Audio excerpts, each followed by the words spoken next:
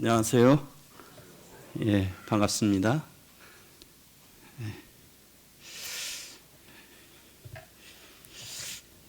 예, 정말 날이 며칠 사이에 굉장히 기온이 떨어진 것 같습니다. 오히려 어떤 때는 쌀쌀함을 이렇게 느끼는 것 같아요. 참 사람이 살 수 있는 범위가 참 좁은 것 같아요. 그렇지 않습니까? 저희가 30도만 돼도 또 덥다고 얘기를 하고 20도만 돼도 좀 서늘하다고 얘기를 하고 참 하나님께서 맞추시기가 참 쉽지 않으실 것 같아요. 우리 참 사람이 정말 하나님의 은혜로 또 이렇게 살아가고 있는 것을 보게 됩니다. 예, 오늘은 계속해서 요엘서로 이렇게 말씀을 나누도록 하겠습니다. 요엘서 3장 1절부터 21절까지인데요. 제가 한번 먼저 3장 말씀을 읽어 드리도록 하겠습니다. 보라, 그날 곧 내가 유다와 예루살렘 가운데에서 제 성경으로 1272쪽입니다. 보라, 3장 1절. 보라, 그날 곧 내가 유다와 예루살렘 가운데에서 사로잡힌 자를 돌아오게 할 그때에 내가 만국을 모아 데리고 여호사밧 골짜기에 내려가서 그들을 내려가서 내 백성 곧 내 기업인 이스라엘을 위하여 거기에서 그들을 심문하리니 이는 그들이 이스라엘을 나라들 가운데에서 흩어버리고 나의 땅을 나누었음이며 또 제비 뽑아 내 백성을 끌어가서 소년을 기생과 바꾸며 소녀를 술과 바꾸어 마셨음이니라. 두로와 시돈과 블레셋 사방아, 너희가 나와 무슨 상관이 있느냐? 너희가 내게 보복하겠느냐? 만일 내게 보복하면 너희가 보복하는 것을 내가 신속히 너희 머리에 돌리리니 곧 너희가 내 은과 금을 빼앗고 나의 진귀한 보물을 너희 신전으로 가져갔으며 또 유다 자손과 예루살렘 자손들을 헬라 족속에게 팔아서 그들의 영토에서 멀리 떠나게 하였음이니라. 보라, 내가 그들을 너희가 팔아 이르게 한 곳에서 일으켜 나오게 하고 너희가 행한 것을 너희 머리에 돌려서 너희 자녀를 유다 자손의 손에 팔리니 그들은 다시 먼 나라 스바 사람에게 팔리라. 여호와께서 말씀하셨느니라. 너희는 모든 민족에게 이렇게 널리 선포할지어다. 너희는 전쟁을 준비하고 용사를 격려하고 병사로 다 가까이 나와서 올라오게 할지어다. 너희는 보습을 쳐서 칼을 만들지어다. 낫을 쳐서 창을 만들지어다. 약한 자도 이르기를 나는 강하다 할지어다. 사면의 민족들아, 너희는 속히 와서 모일지어다. 여호와여, 주의 용사들로 그리로 내려오게 하옵소서. 민족들은 일어나서 여호사밧 골짜기로 올라올지어다. 내가 거기에 앉아서 사면의 민족들을 다 심판하리로다. 너희는 낫을 쓰라. 곡식이 익었도다.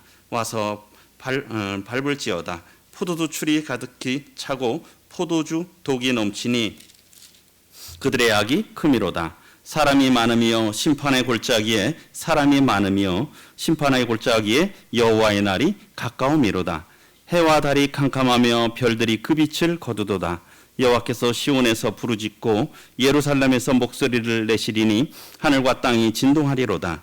그러나 여호와께서 그의 백성의 피난처 이스라엘 자손의 산성이 되시리로다. 그런즉 너희가 나는 내 성산 시온에 사는 너희 하나님 여호와인 줄 알 것이라. 예루살렘이 거룩하리니 다시는 이방 사람이 그 가운데로 통행하지 못하리로다. 그날에 산들이 단 포도주를 떨어뜨릴 것이며 작은 산들이 젖을 흘릴 것이며 유다 모든 시내가 물을 흘릴 것이며 여호와의 성전에서 샘이 흘러나와서 시팀 골짜기에 대리라.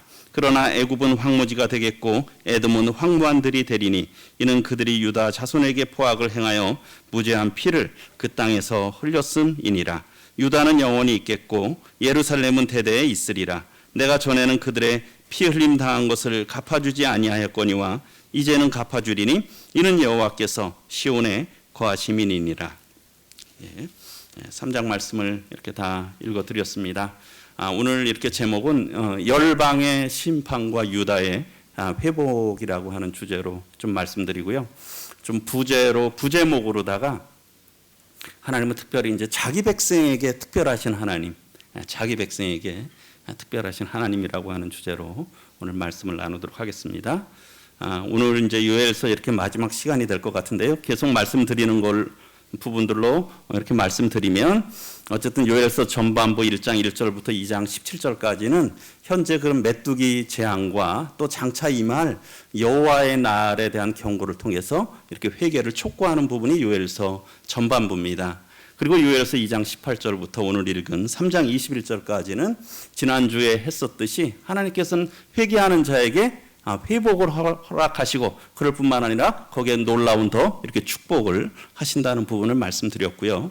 오늘은 특별히 이제 그 3장 부분인데 하나님께서 열방, 모든 민족, 특별히 하나님을 믿지 않는 그런 이방인들, 그런 믿지 않는 자들에 대해서 하나님이 심판하시고 결국 이스라엘, 유다가 되겠죠. 거기에 대해서는 궁극적으로 이렇게 회복하게 된다. 종국에는 회복한다 하는 그런 내용이 오늘의 이렇게 주된 내용이라고 생각이 듭니다. 사실은 이제 요엘서 3장은 이런 성경의 이렇게 예언에 있어서 또 구약의 예언에 있어서 상당히 중요한 부분을 이렇게 차지하고 있고요. 또 이런 부분들에 대해서 또 이렇게 다양한 분별을 하는 분들이 있으시고 또 여기에 내용 중에 또 실제 성경에서 우리가 찾아볼 수 있는 그런 내용들도 있고 우리가 또 그것이 잘 드러나지 않는 그런 부분들도 많이 있습니다. 그래서 저도 이 부분을 이렇게 준비하면서 여러 부분들의 자료를 또 이렇게 찾아보기도 했지만 참 또 쉽지 않은 그런 부분들도 있더라고요. 그러나 어쨌든 이렇게 부분적인 부분에 있어서 분별에 좀 차이는 있을 수 있지만 또 이 장을 통해서 하나님께서 말씀하시고자 하시는 부분이 어떤 건지 또 하나님의 마음이 어떠신지 특별히 하나님의 이런 백성에 대한 하나님의 마음이 어떠신지 또 하나님을 이렇게 대적하는 자들에 대해서는 또 하나님께서 결국에 어떻게 하시는지 그런 부분들에 대해서는 명확한 이런 메시지를 주신다고 이렇게 생각이 듭니다. 그래서 이제 요엘서 3장 1절부터 8절에서는 특별히 이런 열방에 대해서 열국에 대해서 이렇게 심판을 이렇게 선고를 하고 있습니다. 그래서 이제 1절에서 보게 되면 보라 그날 곧 내가 유다와 예루살렘 가운데에서 사로잡힌 자를 돌아오게 할 그때. 그럼 이 심판 선고 이때가 과연 언제냐? 그랬을 때 이제 그날이라고 말씀하고 있고 이 사로잡힌 자들이 돌아오게 할 때 물론 이제 이런 부분들이 포로 전에 이렇게 기록이 됐다 그러면 1차적으로 바벨론 포로 귀환이나 그런 부분들도 생각을 할 수 있겠죠. 그러나 또한 궁극적으로 이 요엘서 3장의 전체적인 내용들이 이렇게 보게 될 때 주님의 재림의 때 또 이렇게 마지막 전쟁의 때 그리고 이제 천년 왕국의 그런 부분들을 이렇게 담고 있는 것을 보게 될 때 이 부분에 대해서는 마지막 때에 이스라엘의 이런 민족적인 이런 귀환을 다루는 그런 부분이라고도 이렇게 생각을 할 수가 있을 것 같습니다. 그래서 주님께서도 이 부분을 말씀하셨죠. 마태복음 24장에서 주님의 재림 때 이 택하신 자들을 부르실 것에 대해서 말씀하고 있습니다. 29절 마태복음 24장인데 조금 읽어드리면 그날 환란 후에 즉시 해가 어두워지고 달이 빛을 내지 아니하며 별들이 하늘에서 떨어지며 하늘의 권능들이 흔들리리라. 제가 근데 이제 이 말씀을 이렇게 다시 보게 되면서 해가 어두워지는 게 이게 즉시 그런다라고 하는 빠른 시간에 이런 것들이 아마 이루어지는 것 같아요. 사람들이 얼마나 놀라겠습니까? 좀 전까지 해가 참 이렇게 정상적으로 이렇게 비치고 있었었는데 어느 순간에 이렇게 즉시 해가 어두워지고 또는 달이 빛을 내지 않는 거예요. 그날 밤부터 갑자기. 그리고 하늘의 권능들이 흔들리는 거죠. 우리가 지축이 23.5도가 이렇게 기울어져 있고 그리고 자전과 공전은 정확하게 하고 있잖아요. 이런 것들이 하나님이 권능으로 붙들고 계시잖아요. 그런 것들이 순간에 어떤 것들이 일어날 참 그런 때가 올 수 있을 것 같습니다. 어쨌든 이럴 때 그때 인자의 징조가 하늘에서 보이겠고 그때 땅의 모든 족속들이 통곡하며 참 그런 것들을 이런 상황이 일어나면 사람들이 참 얼마나 두렵고 떨리겠어요. 두렵고 우리가 조금 지진만 나도 그렇잖아요. 그렇지 않습니까? 지진만 나도 이 두렵고 떠는데 하물며 이 천체가 흔들리면 얼떡했어요, 사람들이. 그럴 때 그들이 인자가 구름을 타고 능력과 큰 영광으로 오는 것을 보리라. 이 주님께서 이 지상 재림에 대해서 이렇게 말씀하시는 것 같습니다. 그러면서 그가 큰 나팔과 함께 천사들을 보내리니 그들이 그의 택하신 자들을 하늘 이 끝에서 저 끝까지 사방에서 모으리라. 특별히 이때 이 모은다는 것은 이스라엘에 믿는 이런 자들을 주님께서 또 이 마지막 때에 이렇게 모으시는 그런 때가 있다고 많은 우리 또 성경학자들이 이렇게 이 말씀을 가지고 분별합니다. 어쨌든 참 이스라엘이 독립을 하면서 좀 그 팔레스타인 지역으로 오게 됐잖아요. 점차 그런 것들이 일어나잖아요. 아마 마지막 때 주님께서 또 민족적으로 또 이렇게 부르는 그런 때가 있으리라고 생각이 됩니다. 어쨌든 이러한 마지막 때라고 하는 것이죠. 그러면서 때는 이제 그러한 마지막 때인데 그러면은 왜 하나님께서 열방에 대해서 이방 민족들에 대해서 심판하시나 그 이유에 대해서 말씀을 하고 있습니다. 그러면서 특별히 2절 보게 되면 내가 만국을 이 모든 백성을 모아서 여호사밧 골짜기로 내려가서 내 백성 곧 내 기업인 이스라엘을 위하여 거기에서 그들을 심문하리니 하나님께서 그들을 심판하시는 이유가 있어요. 신문이라는 게 재판하기 전 물어보는 거잖아요. 그들의 죄를 드러내고 또 변론을 듣기도 하고 그런 게 이제 신문이잖아요. 그러니까 열국을 모아놓고 여호사밧 골짜기에서 하나님께서 신문을 하시는 겁니다. 그것을 왜 하느냐? 그 하는 이유가 있죠. 내 백성 곧 내 기업인 이스라엘 때문에 한다는 거예요. 그들을 신문하는 이유가 이스라엘 때문에. 결국 어떻습니까? 이스라엘을 대적했기 때문에, 이스라엘에게 고난을 주었기 때문에, 이스라엘을 핍박했기 때문에 하나님께서 심판하신다는 거예요, 열방을. 그러면서 구체적으로 말씀하고 있죠. 이는 그들이 이스라엘을 나라들 가운데 흩어버리고 나의 땅을 나누었으며, 이스라엘이 흩어졌잖아요. 그렇지 않습니까? 이스라엘 역사를 보게 되면 그들이 흩어졌어요. 물론 그들의 잘못이 있었지만 열방들이 그들을 흩었어요. 그리고 어떻습니까? 3절에 또 제비 뽑아 내 백성을 끌고 갔다는 거예요. 흩어버리고 끌고 가서 소년을 기생과 바꾸고 소녀를 술과 바꾸어 마셨습니다. 이런 것들 때문에 심판한다고 말씀하고 있고, 또 4절에 보게 되면 두로와 시돈과 블레셋 사방아, 그래서 이 두로나 시돈, 이 블레셋 이러한 세들 지역은 우리가 대표적인 게 이스라엘을 박해했던 게 아수르나 바벨론이잖아요. 또 아람이죠. 그들 지역 외에 또 이스라엘의 근방에 살면서 이스라엘을 참 괴롭게 했던, 이스라엘을 대적했던 이런 또 대표적인 무리들 중에 한 또 지역이고 세력들입니다. 그래서 또 이것은 전체를 나타낼 수 있겠죠. 어쨌든 너희가 나와 무슨 상관이 있느냐? 너희가 내게 보복하겠느냐? 만일 내게 보복하면 너희가 보복하는 것을 내가 신속히 너희 머리에 돌리리니 5절 곧 너희가 내 은과 금을 빼앗고, 하나님의 성전에서 빼앗은 걸 하나님은 뭐라고 하십니까? 내 은과 금을 빼앗았다. 내 것을 빼앗았다. 그렇게 보시는 거예요. 그들이 잘못해서 그들이 물론 바벨론이나 그런 제국들에서 했었지만 어쨌든 이런 것을 내 은과 금을 빼앗아서 그리고 나의 진귀한 보물을 어디에요? 너희 신전으로 가져갔다. 실제 우리가 그런 것들이 바벨론의 느부갓네살이 하면서 그런 일들을 보게 되잖아요. 그러니까 하나님 걸 갖고 갔다는 거예요. 그리고 또 유다 자손과 예루살렘 자손들을 헬라 족속에게 팔아서 그들의 영토에서 멀리 떠나게 하였습니다. 이런 것들 때문에, 그래서 조금 더 정리를 하게 되면 심판의 이유가 2절에서는 어떻습니까? 하나님의 백성을 이 만 열국 중에 흩어버렸다. 그리고 그 땅도 나눴기 때문에 그들을 심판한다는 거죠. 그리고요, 제비 뽑아서 하나님의 백성을 이렇게 취했을 뿐만 아니라 그들을 팔고 학대했기 때문에 하나님께서 그들을 심판하신다는 겁니다. 그리고 5절에 보게 되면 이 성전 보물, 하나님의 보물인데, 하나님의 은이고 하나님의 금인데 그것을 빼앗아서 자기들의 신전에 두었기 때문에 하나님께서 그들을 심판하신다는 거죠. 그리고요, 여호와의 백성을 타국인에게 노예로 팔았기 때문에 하나님께서 그들을 심판하신다는 거예요.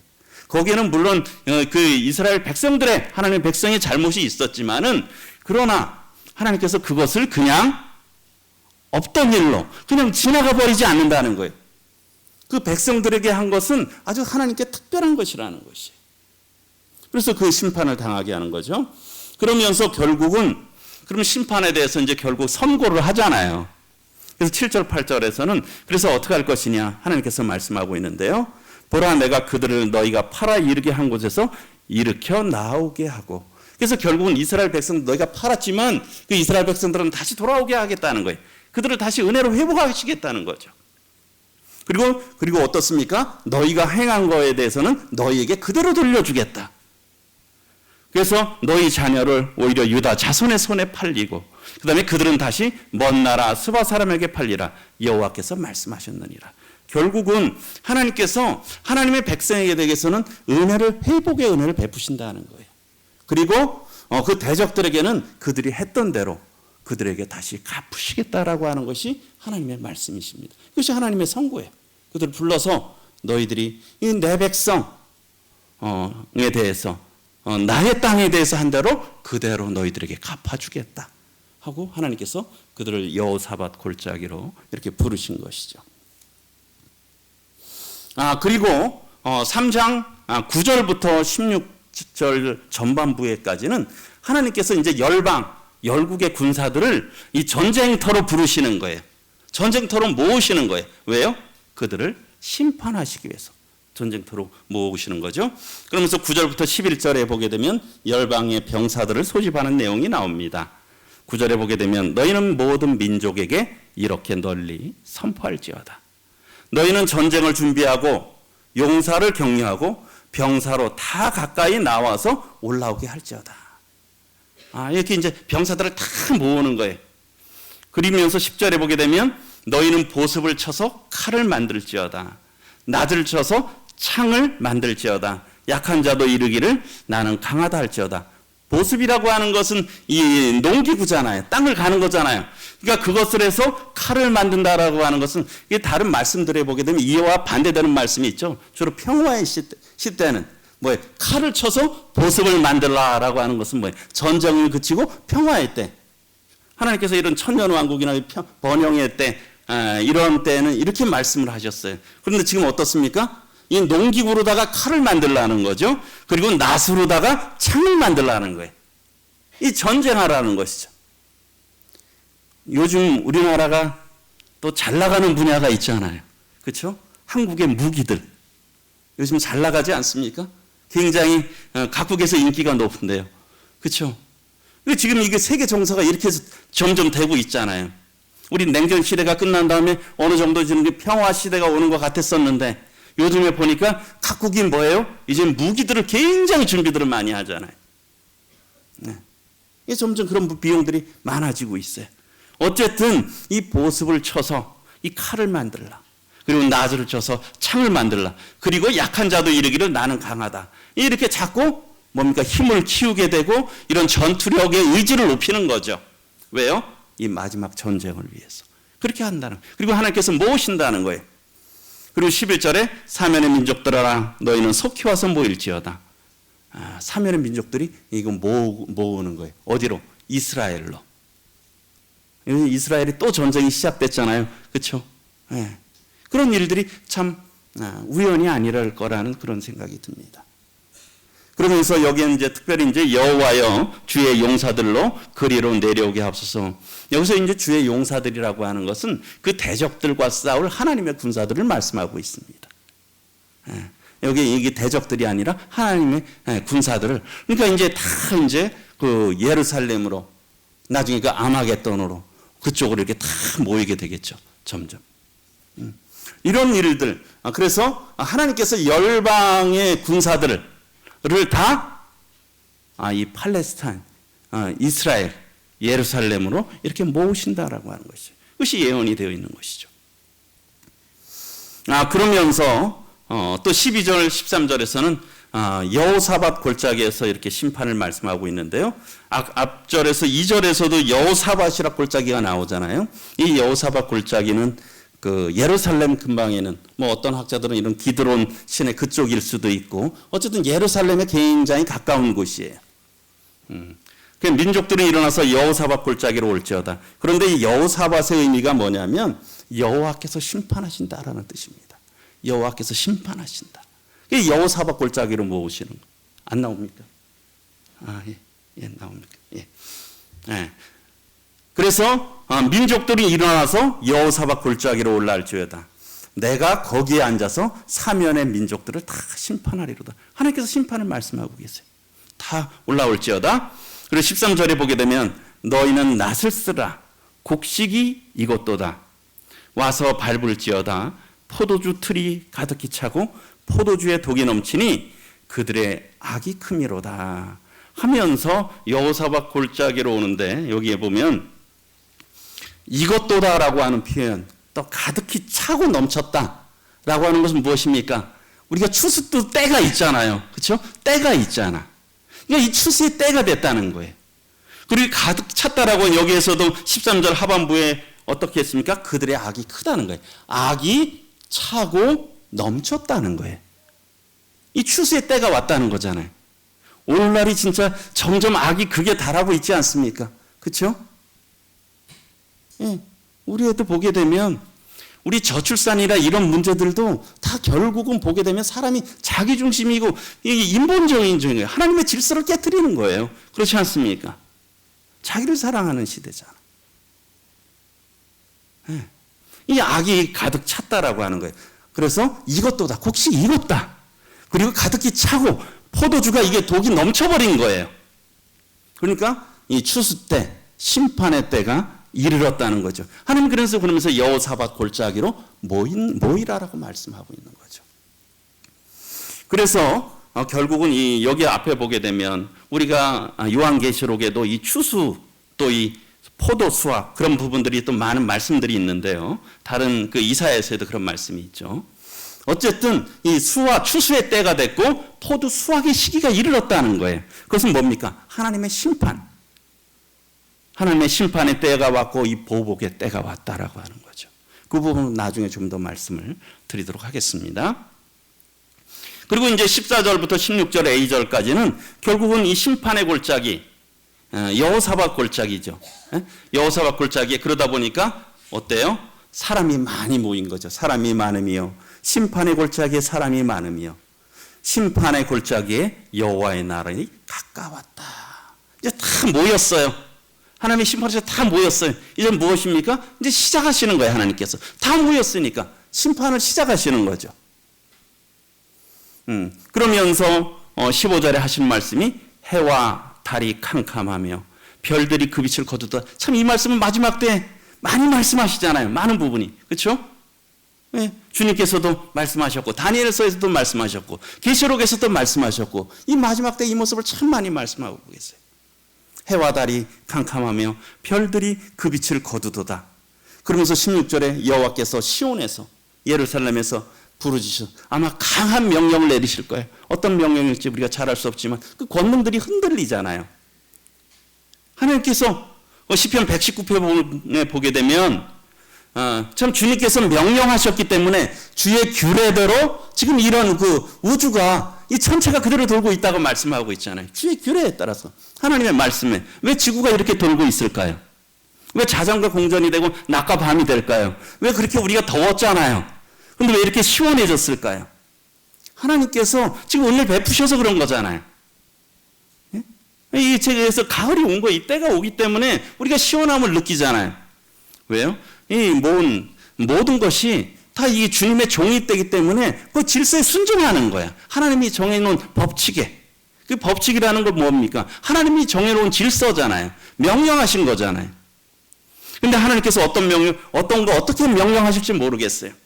그러나 하나님께서 거기서 부르짖었다. 어떤 명령을 하셨을지 알 수 없지만 그러면서 예루살렘에서 목소리를 내시니 어떻습니까? 하늘과 땅이 진동하는 거예요. 아무리 다 모여도 아무리 뭔가 문명이 발달하고 무기가 발달해도 어떻습니까? 하나님이 흔들어 버리면 다 무너져 버리는 거예요. 하나님의 백성을 대적하기 위해서 참 많은 인류들이 그곳에 모였지만 하나님께서 그들을 지키시기 위해서 또 그들을 심판하기 위해서 마지막 때 하나님께서 시온에서 부르짖고 예루살렘에서 목소리를 내시니 하늘과 땅이 진동하리로다.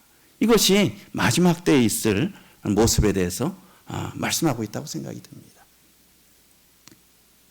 그래서 이제 그 뒤에 다음 장에서 다음 부분에서 말씀드리겠지만 어떻습니까? 여기 적은 글씨로 되어 있지만 그러나 여호와께서 그의 백성의 피난처 이스라엘 자손의 산성이 되시리로다. 참 결국은 다 이렇게 하나님의 두려운 심판에 떨지만 결국은 하나님께서 그의 백성의 피난처가 되신다는 거예요. 얼마나 제가 이제 어느 굉장히 그 갑부가 호주 쪽에다가 안전지대를 만든다고 하는 걸 제가 지금 그 누군지 자리 이름이 세계적인 갑부잖아요. 그렇죠? 호주인가 뉴질랜드 쪽에 지구가 멸망해도 좀 살아남을 수 있는 그런 데를 좀 만든다고 하잖아요. 예? 이 사람들이 나름대로 어떻게 권력 있고 돈 있고 한 사람들은 뭔가를 안전지대를 쌓고 싶겠죠. 그러나 그것은 안전한 피난처가 되지 못하는 거예요. 하나님께서 그의 백성의 피난처가 되신다는 거고 이스라엘 자손의 강한 산성이 되신다라고 말씀하고 있어요. 그래서 이제 심판의 골짜기에서 심판이 시작되는 부분을 말씀하고 있습니다. 그래서 조금 더 이런 심판의 부분에 대해서 마지막 대해서 조금 말씀드리겠습니다. 마지막 큰 싸움, 우리가 또 아마겟돈 전쟁이 될 수도 있고 그런 부분들에 대해서는 참 여러 분별들이 있고 또 저희와 같은 세대주의적인 어떤 전천년주의자들이라고 하더라도 이런 부분들에 대해서 이렇게 다양한 이런 분별들이 있을 수가 있습니다. 그러나 저는 이분의 이 내용이 참 저에게도 이렇게 공감이 되고 참 그럴 것이다라고 생각하는데 이 책에 그 장차될 일이라고 하는 드와이트 펜테코스트라고 하는 분이 지은 책이 있어요. 거기서 보게 되면 그분이 심스라고 하는 그 성경학자의 글을 이용해서 이렇게 했습니다. 마지막 큰 싸움이 과연 어떻게 일어날 것이냐 하면서 좀 보시면 성경은 전능하신 하나님의 큰 날에 있을 이 마지막 큰 싸움이 아마겟돈이나 무기또 골짜기를 훨씬 넘어까지 영향을 미칠 것임을 보여준다. 우리는 그냥 아마겟돈에서만 전쟁이 일어날 것이다. 그러게 무기또 골짜기 그쪽에 한정될 것이다 라고 하는데 그것을 넘어온다는 것이죠. 아마겟돈은 우리가 아마겟돈은 세계 사방으로부터 군대들이 모일 중심지로 보이는데 이 전쟁은 아마겟돈에서 시작해서 팔레스타인 땅 전체로 퍼져나갈 것이다. 그러면서 여기 이제 요엘에 대한 얘기를 합니다. 성경에서 이 전쟁은 그래서 요엘은 이 전쟁이 예루살렘 가까이 있는 여호사밧 골짜기에서 일어난다고 말했고 그래서 제가 오늘 말씀드린 겁니다. 요엘은 이 전쟁이 예루살렘 가까운 여호사밧 골짜기에서 일어난다고 했고 다른 성경에 보면 이사야서 63장에 보게 되면 이사야는 그리스도께서 피로 물들인 옷을 입고 에돔에서 나타난다고 이렇게 말씀을 하고 있습니다. 에돔. 이것은 에돔은 어디입니까? 팔레스타인의 남부에 위치하는 거죠. 그러니까 그 아마겟돈은 북쪽이고 이 에돔은 남쪽이에요. 그래서 에돔은 팔레스타인 남부에 위치하는데 그래서 이처럼 아마겟돈 전쟁은 팔레스타인 북부인 무기또 골짜기에서부터 예루살렘은 중부라고 볼 수 있잖아요. 예루살렘 근처인 여호사밧 골짜기를 거쳐 팔레스타인 맨 남쪽인 에돔까지 확장될 것으로 보인다. 이것은 또 이 큰 전쟁에 참가하는 군대가 그 땅을 덮는다라고 하는 에스겔서의 말씀에 있거든요. 에스겔의 선지자의 말과 또 일치한다. 요한계시록도 나중에 좀 보여드리겠지만 죽은 자들의 오타네요. 필가가 아니라 필가 말굴레까지 닿도록 하며 1600 스타디온은 약 한 300km 정도 되거든요. 300km까지 퍼진다라고 말씀했는데 1600 스타디온은 팔레스타인 전 지역을 덮는다. 그래서 예루살렘은 아마겟돈 전쟁 동안 분명히 관심의 전쟁의 중심지가 될 것이라는 것이죠. 그런 것들을 이렇게 보게 될 때 계시록 16장에 보게 되면 아마겟돈으로 이 군사들을 모으는 장면이 나옵니다. 여섯째 천사가 큰 대접을 큰 강 유프라데 소돔에 강물이 말라서 동방에서 오는 왕들의 길이 예비되었더라. 그래서 우리가 이게 아시아 쪽에서 오는 이렇게 군사들 또 이제 그런 것들을 이렇게 생각하기도 하잖아요. 어쨌든 그러면서 14절에 보면 그들은 귀신의 영이라 이적을 행하여 온 천하 왕들에게 가서 하나님 곧 전능하신 이의 큰 날이 있을 전쟁을 위하여 그들을 모으더라. 새 영이 히브리어로 아마겟돈이라 하는 곳으로 왕들을 모으더라. 그래서 이게 우리가 아마겟돈 전쟁이라고 그 계시록 16장에 나옵니다. 이 군사들을 모은다. 아까 요엘서에서 하나님께서 군사들을 모을 거라고 말씀했잖아요. 심판을 위해서 군사들을 모으겠다. 그리고 이제 또 아까 나 추수 때가 됐다라고 하는 거 주님 또 계시록 14장에도 보게 되면 또 내가 보니 흰 구름이 있고 구름 위에 인자와 같은 이가 앉으셨는데 그 머리에는 금면류관이 있고 여기 보면 그 손에는 예리한 낫을 가졌더라. 이 낫은 무엇입니까? 추수 때잖아요. 추수하는 거예요. 그래서 또 다른 천사가 성전으로부터 나와 구름 위에 앉은 이를 향하여 큰 음성으로 외쳐 이르되 당신의 낫을 휘둘러 거두소서. 땅의 곡식이 다 익어 거둘 때가 이르렀습니다. 요엘서도 곡식이 익을 때가 됐다는 거예요. 그래서 구름 위에 앉으시니까 낫을 땅에 휘둘러 땅의 곡식이 거두어지니라. 이 곡식을 거둘 것에 대해서 주님께서 또 마지막 때 이렇게 말씀을 하고 있죠. 그러면서 이 말씀에 대해서 주님께서 마태복음 13장에 대해서 마지막 추수 때에 관해서 주님께서 말씀하셨어요. 그런즉 가라지를 거두어 불에 사르는 것 같이 세상 끝에도 그러하리라. 그래서 그 알곡은 곡간에 들이잖아요. 또 가라지는 불사르잖아요. 이게 마지막 추수 때잖아요. 이런 부분들에 대해서 또 그 많은 또 우리 모임의 이런 성경학자들은 환란기에 그 특별히 이스라엘 주님이 지상 재림할 때 이런 주님께 대한 믿음을 지킨 그런 자들은 참 이 천년왕국에 들어가고 그렇지 못한 자들은 영원한 또 이런 형벌을 받게 되는 그런 부분과 또 이방인들에 대한 이런 심판으로 이런 말씀들을 분별을 하고 있습니다. 어쨌든 이 마지막 심판 때 이게 추수하신다는 거예요. 그래서 알곡과 가라지를 구분하신다는 거죠. 그래서 요엘서 이런 부분들도 이렇게 생각을 할 수 있는 것이죠. 그리고 이제 앞서도 했었지만 이 포도 수확에 대해서 말씀하셨잖아요. 이 계시록에도 역시 그 포도 수확에 대해서 말씀하고 있습니다. 18절에 보게 되면 또 불을 다스리는 다른 천사가 제단으로부터 나와 예리한 낫 가진 자를 향하여 큰 음성으로 불러 이르되 내 예리한 낫을 휘둘러 땅에 포도송이를 거두라. 그 포도가 익었느니라 하더라.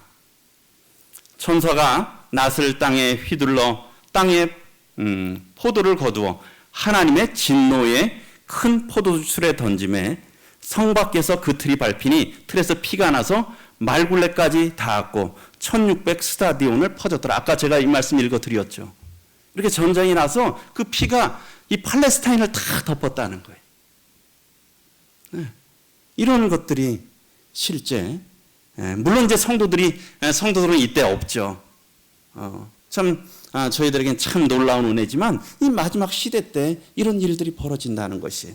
그래서 특별히 이 포도 수확이라고 하는 것은 하나님의 무서운 심판을 말씀하고 있어요. 하나님의 진노가 내린다. 특별히 하나님을 대적해서 모인 열방 군대들에게 내릴 이런 심판에 대해서 그 말씀을 하고 있는 것이죠.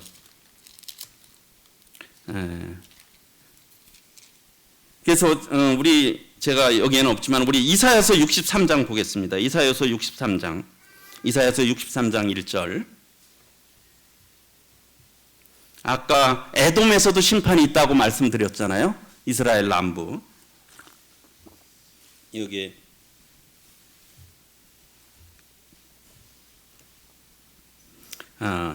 이사야서 63장 1절. 에돔에서 오는 이 누구며 붉은 옷을 입고 보스라에서 오는 이 누구냐.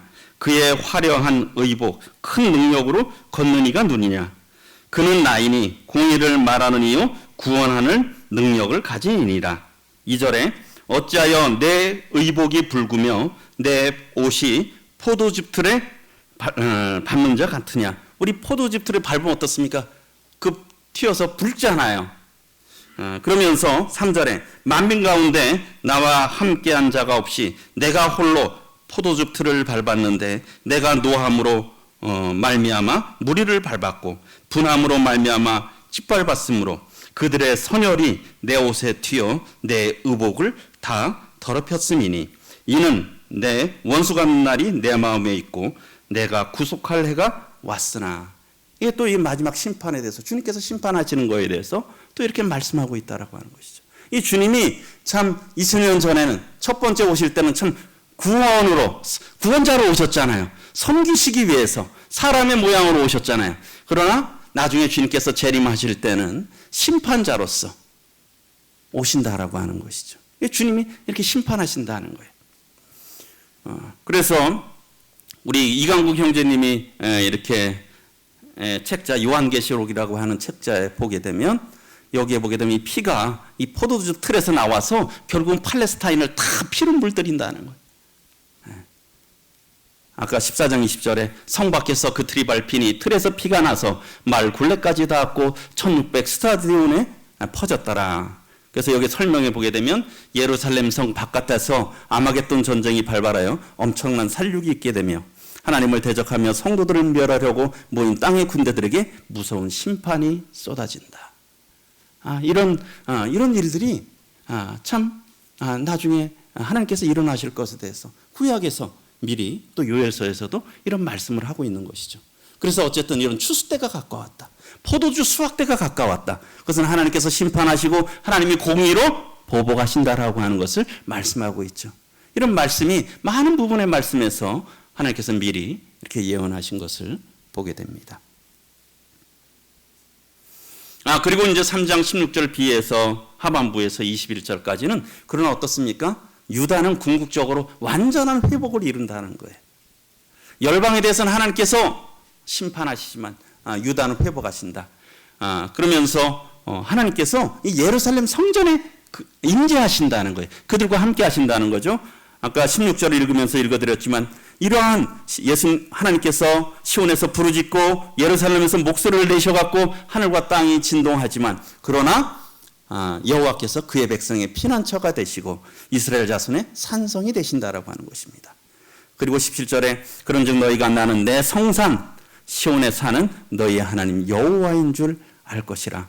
예루살렘이 거룩하리니 다시는 이방 사람이 그 가운데로 통행하지 못하리로다.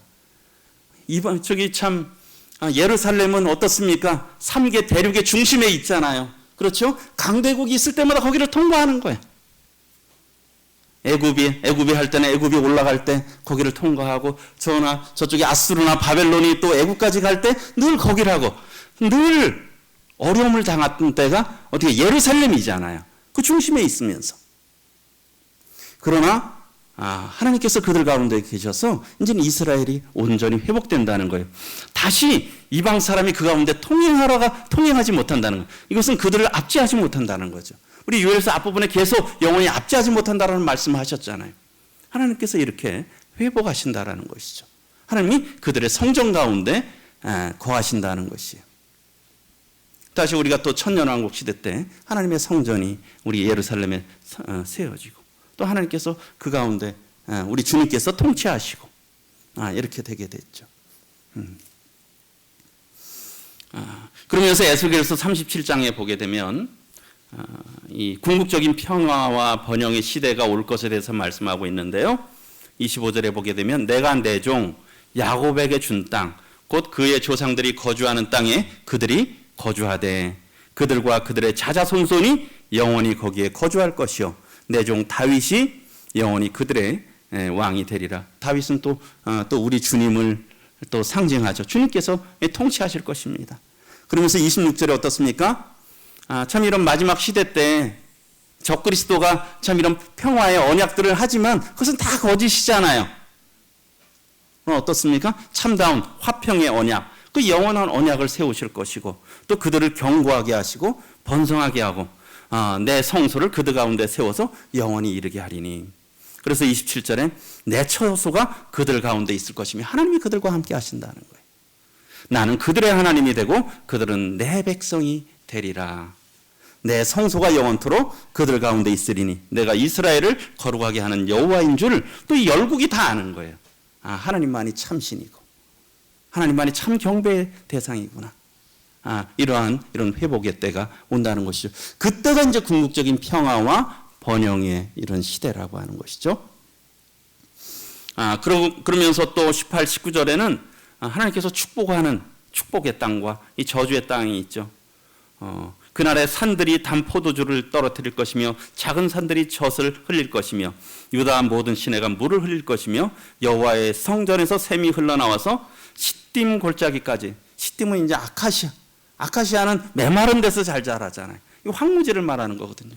그러니까 하나님의 성전에서 물이 나와서 거기까지 다 적셔버린다는 거예요. 이게 풍요가 된다는 거죠. 번영이 된다는 거예요. 그래서 단 포도주가 우리 앞서서 그 포도주가 끊어졌잖아요. 술 취한 자들아 울지할 때 이게 단 포도주가 끊어진 거예요. 그럼 어떻습니까? 다시 기쁨의 포도주가 회복이 되고 그 풍요한 젖과 꿀이 흐르는 땅이라고 하잖아요. 젖이 다시 흐르고 물이 그들에게 풍성할 것을 예루살렘에 대해서 약속한 반면 그러나 어떻습니까? 애굽은 황무지가 되겠고 에돔은 황무한들이 되리라. 결국은 이스라엘은 하나님께서 축복하시고 이방들은 하나님께서 그들을 저주하시겠다. 하나님을 대적하는 무리들은 우리가 그렇게 생각할 수 있을 것 같습니다.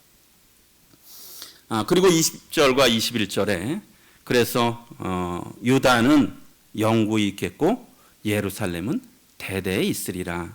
21절 내가 전에는 그들의 피 흘림 당한 것을 갚아주지 아니하였거니와 이제는 갚아주리니 이는 여호와께서 시온에 구하십니다. 하나님께서 갚아주신다는 거예요.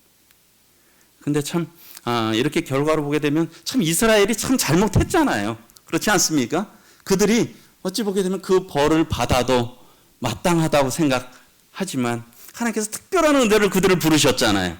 그들을 선택하셨고 그들을 남은 자를 남겨두셔가지고 이런 은혜를 있게 하지 않습니까? 그러나 하나님께서는 또 그 백성에게 성경을 읽다 보면 하나님은 참 한편으로 편애하시는 하나님이시다. 편애하시는 하나님. 자기 백성이 아주 특별하신 하나님이에요. 자기 백성에 대해서 아주 특별하게 생각하시는 그런 하나님인 것을 보게 됩니다. 어쨌든 하나님께서 선택한 백성, 하나님의 기업인, 하나님께서 약속하신 백성, 이런 유다와 또 그 도성 예루살렘은 영구할 것에 대해서 그리고 하나님께서 그 가운데 함께 하시겠다 하면서 이 요엘서를 마치고 있습니다. 그래서 좀 결론의 말씀, 요약의 말씀을 드리겠습니다. 그래서 3장 1절에서 8절까지는 하나님께서 열방에 대해서 심판을 선고하셨다. 그 심판의 시기에는 그 이스라엘 족속들이 다시 모일 때, 마지막 또 심판의 때, 주님께서 재림하실 때, 그때로 이렇게 보이게 되고, 심판의 이유는 왜 그렇습니까? 그들이 하나님의 백성들, 하나님의 땅을, 하나님의 성전을 그들이 회파시키고 박해했기 때문에 하나님께서 그대로 갚아주신다는 거예요. 그리고 심판 선고의 내용은 어떻습니까? 이스라엘은 회복될 것이며 너희에게는 그대로 갚겠다라고 하나님께서 말씀을 하시는 거죠. 그러면서 이 마지막 때 열방들을 전장터로 부르는 것입니다. 그것이 여호사밧 골짜기고 또 아마겟돈이 되겠죠. 왜요? 마지막 전쟁을 위해서. 그리고 추수의 이런 추수를 통해서 알곡과 가라지를 이렇게 나누게 되고 또 포도 수확과 같이 처절한 철저한 심판을 위해서 전장으로 부르시죠. 그래서 앞부분에서는 열방의 병사들을 소집하고요. 그리고 여호사밧 골짜기, 하나님께서 심판하시는 여호사밧 골짜기에서 심판을 하시게 되고 심판의 골짜기에서 심판이 시작되죠. 참 그 두려움은 사람이 감당할 수 없다라고 하는 것입니다. 그러나 어떻습니까? 감사한 것은 유다는 궁극적으로 회복이 된다는 것이에요. 왜요? 그 회복되는 이유는 하나님께서 다시 예루살렘에 그들과 함께 거하시겠다는 거죠. 그리고 유다는 축복의 땅이 되는 것입니다. 그러나 하나님을 떠나는 것은 결국 저주를 받게 되는 것이죠. 그리고 궁극적으로 영구히 유다와 예루살렘이 영구할 것이다 라고 이렇게 말씀하시면서 요엘서를 마치고 있습니다. 제가 이 말씀을 이렇게 준비하면서 교훈 받은 부분들을 이렇게 말씀을 좀 드리겠습니다. 앞서서도 계속 말씀드렸지만 하나님께서는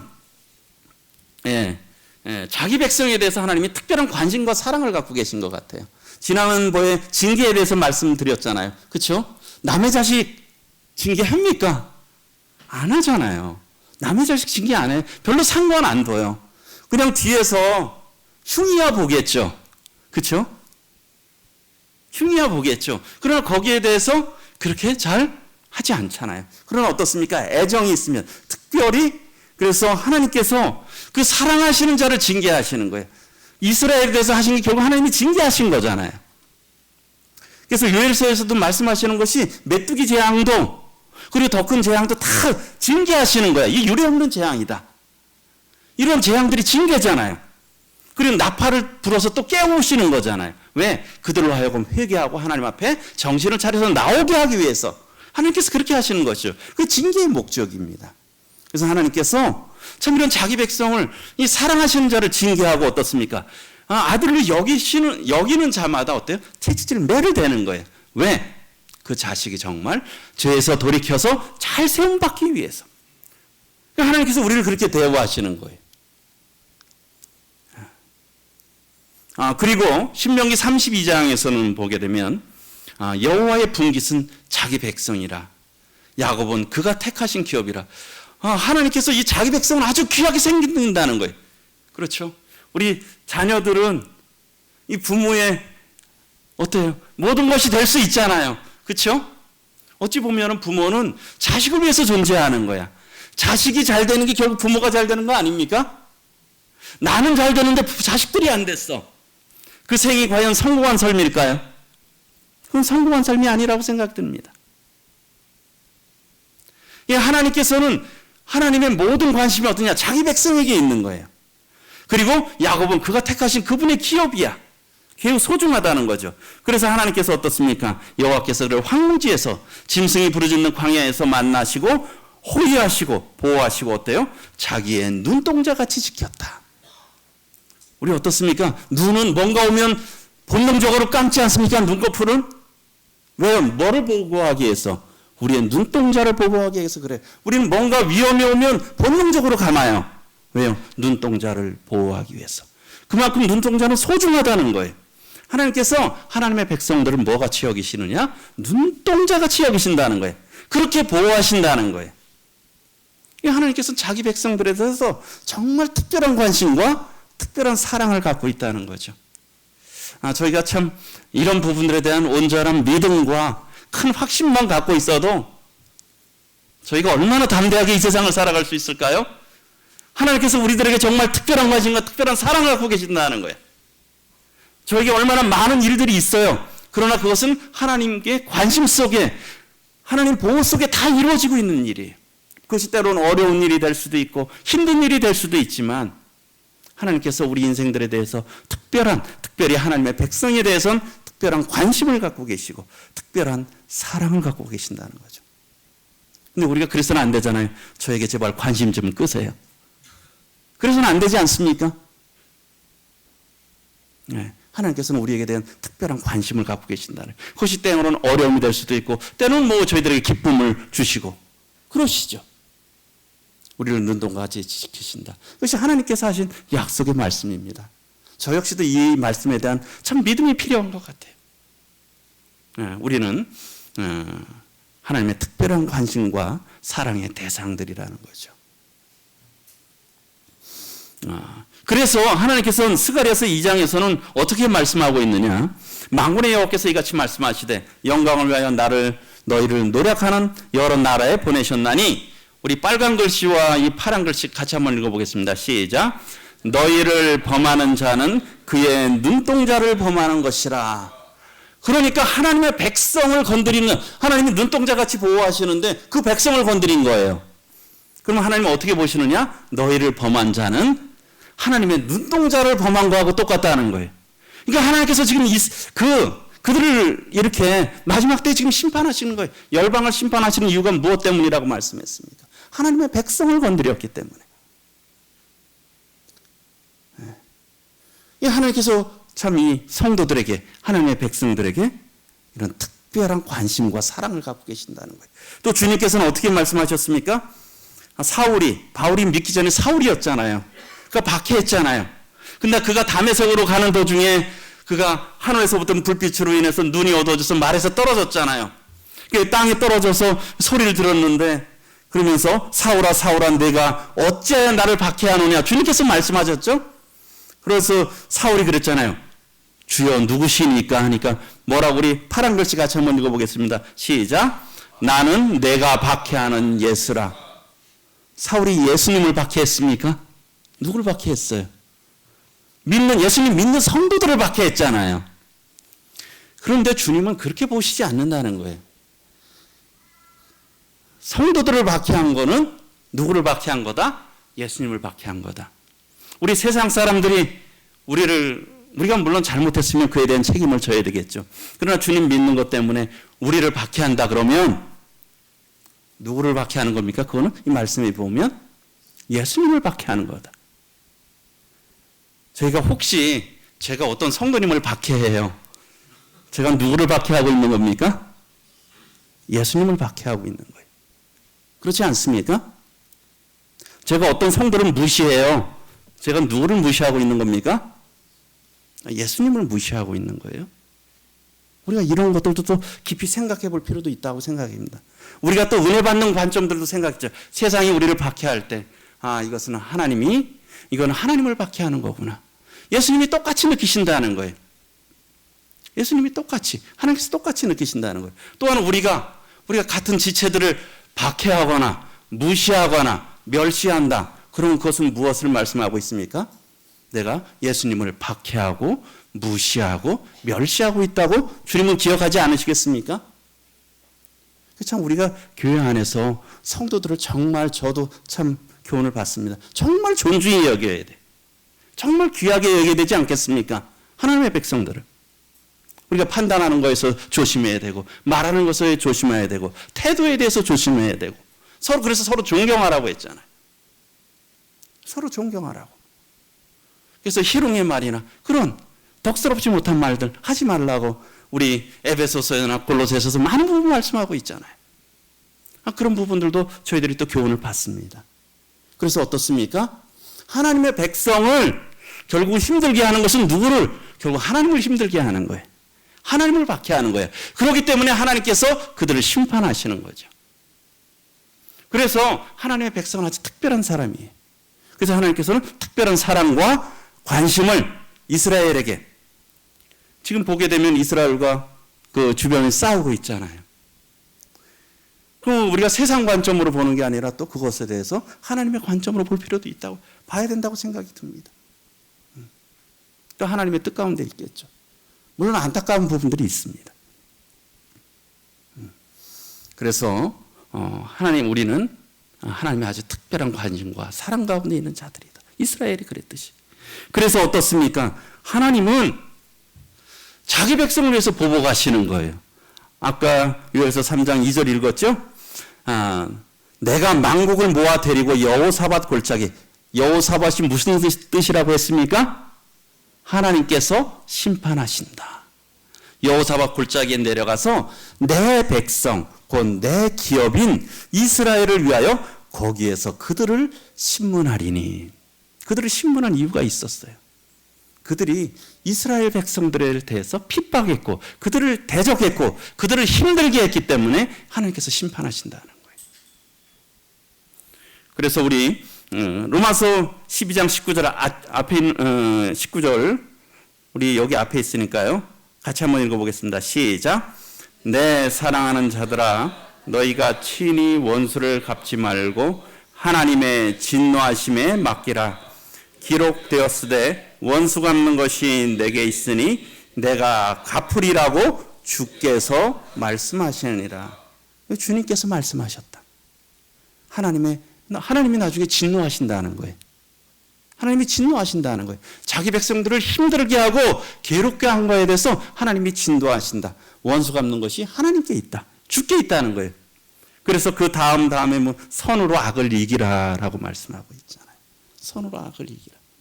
너희가 친히 우리 원수를 갚고 싶은 마음이 있지 않습니까? 누군가 나에 대해서 무시하는 말을 하면 그것을 대반박하지 못해서 나중에 지나고 나면 너무 아쉬운 거예요. 속이 상한 거예요. 내가 거기에 참 맞받아 쳤어야 되는데. 그럼 우리의 죄성이 있잖아요. 그러나 하나님께서는 우리에게 하나님의 진노하심에 맡기고 우리에게 이 세상에서 삶은 서로로 악을 이기라. 하나님께서 그것에 대해서 다 심판하신다는 겁니다. 또한 그래서 저희들도 참 저도 역시 조심해야 되겠죠. 다른 성도들을 어렵게 하거나 힘들게 하는 거에 참 조심해야 돼요. 하나님께서 그것에 대해서도 또 심판하실 것입니다. 하나님을 힘들게 하는 것이죠. 그래서 하나님께서는 어떻습니까? 어쨌든 자기 백성을 위해서 하나님은 보복하신다는 것입니다. 그리고 또 생각하는 것은 하나님은 자기 백성에게 어때요? 나중에 보면 영구한 복을 허락하시잖아요. 이 땅에서도 특별했을 뿐만 아니라 특별히 보호하셨을 뿐만 아니라 또 잘못한 거에서 다 갚아주셨어요. 원수들에 대해서. 그리고요 자기 백성들은 아주 축복을 하셨죠. 자기 백성에게 영구한 복을 주셨다. 우리 계시록 21장 1절부터 4절까지 여기 있는 부분 같이 한번 읽어보겠습니다. 시작. 또 내가 새하늘과 새 땅을 보니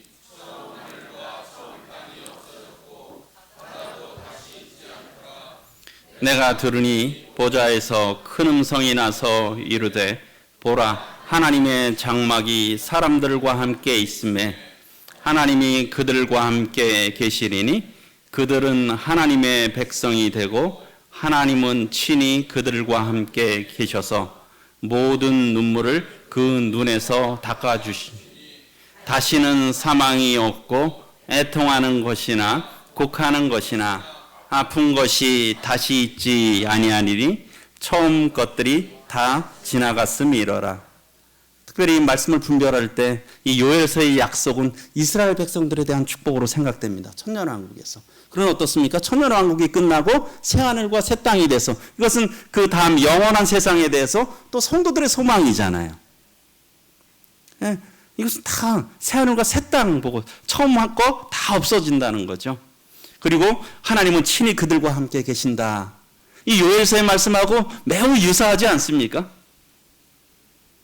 그리고 그들의 눈물, 이스라엘 백성들의 눈물을 닦아주셨던 하나님께서 또 이 성도들의 그런 것들을 닦아주시고 여기에는 없는 것들이 많죠. 사망이 없고 애통하는 것이 없고 곡하는 것이 없고 아픈 것이 없고 이 세상은 참 그런 것들이 많잖아요. 그렇죠?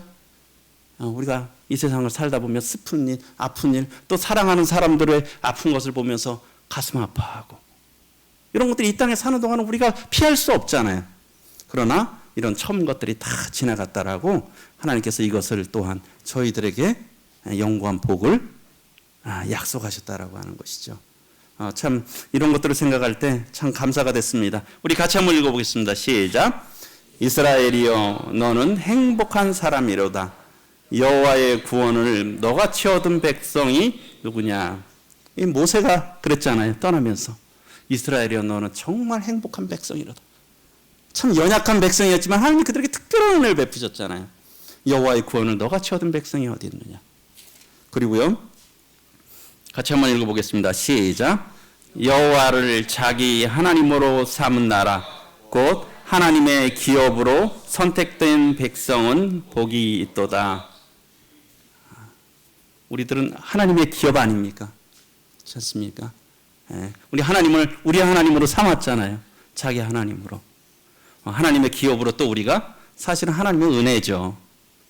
하나님의 기업으로 저희들이 선택된 백성은 복이 있다. 저희들이 동일하게 이 땅에 지금 어려운 시대를 살아가고 있지만 참 이 마지막 시대에 여러 부분들이 보이고 있지만 한편으로 두려운 것이 임할 때 아직 믿지 않는 자들을 생각할 때 가까운 가족들을 생각할 때 참 저희들이 또 울부짖어야 되고 나팔을 불어야 되는 그런 때가 있지만 그것은 또한 우리 성도들에게 저희들에게 소망의 때라고 생각이 듭니다. 그래서 저희들이 이런 소망을 바라보고 이 마지막 시대에 참 계속 묵상하면서 기쁨으로 함께 살아가셨으면 좋겠습니다. 이상으로 마치도록 하겠습니다. 감사합니다.